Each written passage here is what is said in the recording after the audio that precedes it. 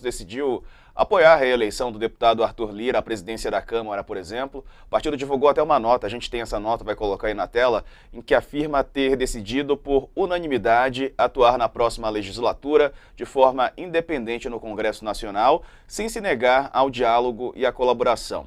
Com isso, o Republicanos, que integra a base de apoio de Bolsonaro, evitou manifestar oposição ao presidente eleito, a Lula. Também ontem, o vice-presidente eleito, Geraldo Alckmin, anunciou mais nomes da equipe de transição, mas vamos falar um pouquinho sobre essa posição, portanto, do Republicanos, que está na base de apoio de Bolsonaro e se coloca ali como independente, não necessariamente na oposição ao governo Lula. Josias. Os pendores oposicionistas dos partidos que deram sustentação congressual ao Bolsonaro, eles diminuem na proporção direta da aproximação do dia da posse do Lula. Como você mencionou aí, essa decisão dos republicanos ela foi unânime. A bancada do partido no Congresso decidiu que vai fazer que não vai fazer oposição ao governo, né? E é preciso lembrar que esse Republicanos é o braço partidário da Igreja Universal, do bispo Edir Macedo. E o partido, então, se declara independente, mas, entre aspas, sem se negar ao diálogo e à colaboração com Lula, que agora é um ex-satanista. O Bolsonaro pressionava esse partido, o Republicanos, para fazer oposição ao Lula. Ironicamente, o Republicanos acena para o novo governo, mesmo servindo de abrigo para alguns dos mais expressivos representantes do bolsonarismo.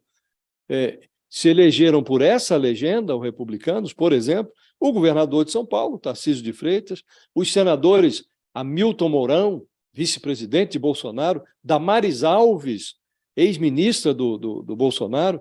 E no mesmo dia em que o Republicanos fez esse movimento, o vice-presidente, como você mencionou, Diego, o vice-presidente eleito, o Geraldo Alckmin, anunciou ali que outros 99 parlamentares foram admitidos na equipe de transição, que agora já tem 134 congressistas, se não me engano, nessa sua composição. Esses congressistas pertencem a 13 partidos. Vai ficando claro que não será tão difícil assim o Lula compor uma base congressual. A questão é saber qual será o preço. No total, o bonde da transição já carrega 417 pessoas. Estão subdivididas aí em 31 grupos de trabalho. Esse número, 417 pessoas, é muita gente. Isso converte a transição num teatro com um excesso de figurantes e pouco espetáculo. Por ora, a única coisa clara que se enxerga no palco, que se enxerga em cena, é uma PEC, uma proposta de emenda à Constituição, que pede uma licença para gastar quase 200 bilhões de reais, e o Centrão vem utilizando essa PEC como álibi para as suas chantagens. Nesse contexto, Diego, esse contorcionismo verbal que a turma do Edir Macedo faz para apelidar a adesão ao Lula de independência, uma independência colaborativa, isso adiciona a comédia no drama. É preciso lembrar que o Edir Macedo já posou ao lado do Sarney, ao lado do Fernando Henrique Cardoso, do próprio Lula, da Dilma, do Bolsonaro. Agora se achega novamente ao governo Lula porque quer continuar encostado no cofre. Ao contrário do Bolsonaro, Diego, os republicanos e partidos desse tipo nunca ficam com raiva. Eles, sempre que permitem, eles ficam com tudo. Pois é, Josias, e a oposição foi intensa ao longo da campanha, inclusive. Eu lembro da estrutura da Igreja Universal ser utilizada, os programas de TV, não é, que chamavam justamente o candidato do PT, Lula, de satanista, não é, e faziam referências ao aborto e tratavam realmente como um inimigo. E agora, quando começa para valer, quando vai começar o governo Lula, o Partido Republicanos se coloca como independente.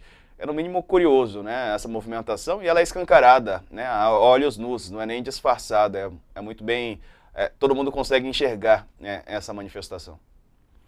Não, é uma conversão explícita, né, um cavalo de pau, e o Republicanos, que já teve outro nome no passado, integrou o governo Lula, teve ministério também no governo da Dilma. É muito oportunismo, né? E eles se convertem ao novo governo antes da posse. Sempre que há uma alternância no poder, eles se achegam ao governo e, na prática, eles se achegam ao cofre. Abandonaram o petismo na época da ruína da Dilma Rousseff, quando a Dilma Rousseff foi deposta. Aí eles viraram bolsonaristas, aderiram ao Temer, depois viraram bolsonaristas empedernidos, né? E alegavam que a pauta moral do Bolsonaro justificava a adesão. Agora, o Lula é um ex-satanista, Diego, é um ex-satanista. Como disse, partidos como republicanos não ficam com raiva, eles ficam sempre com tudo, né? E a pauta de costumes agora já não tem tanta importância, aquela suspeita de que o Lula iria fechar igrejas, perseguir religiosos, nada disso importa mais, até porque era mentirosa essa alegação, né? E o partido está se convertendo. E a conversão começa assim, é uma independência colaborativa, daqui a pouco surge uma reivindicação de ministério, e logo, logo o republicano será 100% governista, sem esses eufemismos de independência colaborativa.